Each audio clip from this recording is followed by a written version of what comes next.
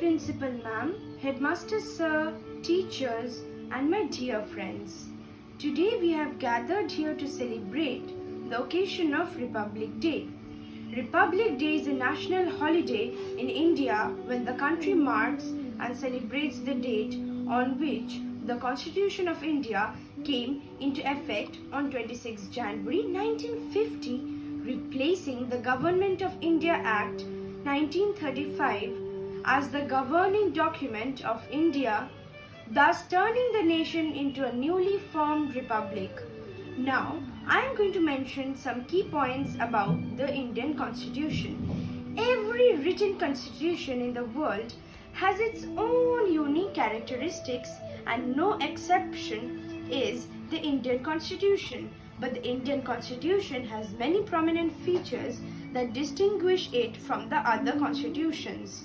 Now, my first point. It is the world's longest constitution. The Indian Constitution contains 395 articles and 12 schedules, making it the world's longest written constitution. Not only this, but since 1991, about 90 articles and more than 100 amendments have been added. But the total number of articles remains the same at 395. Second point, taken from various sources. The Indian Constitution was framed from multiple sources, including the 1935 Government of India Act and other country constitutions. Fundamental rights were taken from the American Constitution. Directive principles were taken from the Irish Constitution. Cabinet form of government was taken from the British Constitution.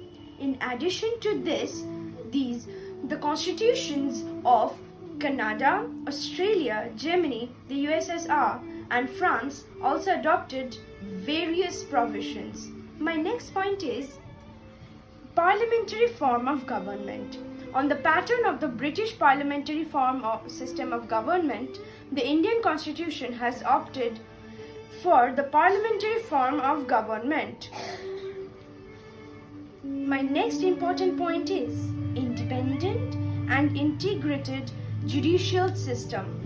In India, unlike the United States, where there is a two-tier judiciary, a single judicial system prevails with the Supreme Court at the top, the state and district high courts and other subordinate courts below, and subject to the supervision of the high courts. One of the most important point is the next one. Directive principles of state policy. In part 4 of Constitution, the directive principles of state policies, DPSPs, aim to make India a welfare state. Therefore, Dr. B.R. Ambedkar calls the directive principles as the Indian Constitution's novel feature. The principles of directive are inherently unjustifiable, that is, they are not enforceable for their violation by the courts. The principles of the directive are fundamental to the country's governance. My last point, combination of rigidity and flexibility. The Indian Constitution strikes a fine balance between rigidity and flexibility when it comes to the ease of modification.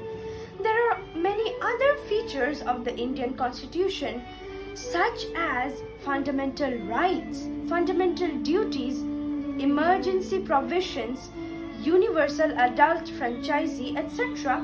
But the Constitution's most important features that define and distinguish it from the other world constitutions I just mentioned before. Jai Hind, Vande Mataram, Happy Republic Day, and thank you.